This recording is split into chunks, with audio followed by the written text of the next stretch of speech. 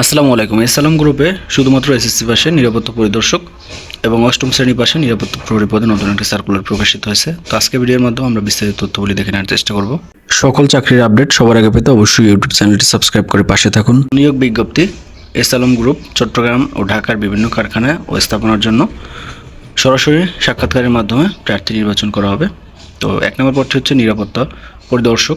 এর ক্ষেত্রে এসএসসি পাশ হলে আপনারা আবেদন করতে পারবেন। তবে শর্ত হচ্ছে যে কোনো স্বনামধন্য প্রতিষ্ঠানে নিরাপত্তা পরিদর্শক হিসেবে সর্বনিম্ন 3 বছরের কাজের অভিজ্ঞতা থাকতে হবে।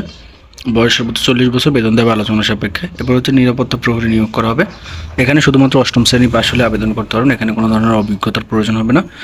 উচ্চতা থাকতে হবে 5 ফিট 4 ইঞ্চি। তবে যাদের উচ্চতা বেশি অর্থাৎ 5 ফিট 6 ইঞ্চি বা যারা আনসার প্রশিক্ষণপ্রাপ্ত তাদেরকে অগ্রাধিকার দেওয়া হবে। এর ক্ষেত্রে বয়স 18 থেকে 35 বছর, বেতন দেওয়া হবে 12,000 টাকা।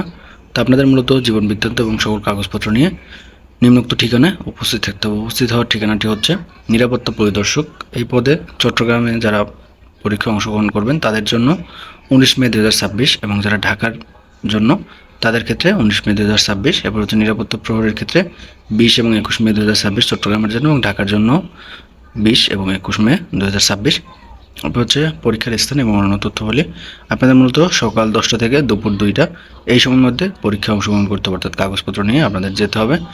আপনাদের উপস্থিত হওয়ার ঠিকানাটি হচ্ছে এসালম ভবন 2119 আসাদগঞ্জ চট্টগ্রাম। এবং যারা ঢাকায় মূলত পরীক্ষায় অংশগ্রহণ করবেন তাদের ক্ষেত্রে পরীক্ষার সময় হচ্ছে সকাল 10টা থেকে দুপুর 2টা সকল পদের ক্ষেত্রে, অর্থাৎ নিরাপত্তা পরিদর্শক এবং নিরাপত্তা প্রহরী 2টা পদের ক্ষেত্রে প্রযোজ্য। সকাল 10টা থেকে দুপুর 2টা, SWS 3য় তলা, রোড নাম্বার 2, গুলশন 1, ঢাকা। পাশাপাশি আপনাদের এখানে মোবাইল নাম্বার দেওয়া আছে যোগাযোগ করার জন্য। আপনারা চাইলে এই মোবাইল নাম্বারে যোগাযোগ করতে পারেন। তো এই সার্কুলারটি কালের কণ্ঠ পত্রিকায় প্রকাশিত হয়েছে। তো যদি কারো প্রয়োজন হয় পত্রিকা থেকে আপনারা চাইলে বিজ্ঞপ্তিটি আরও ভালো মতো দেখে নিতে পারেন।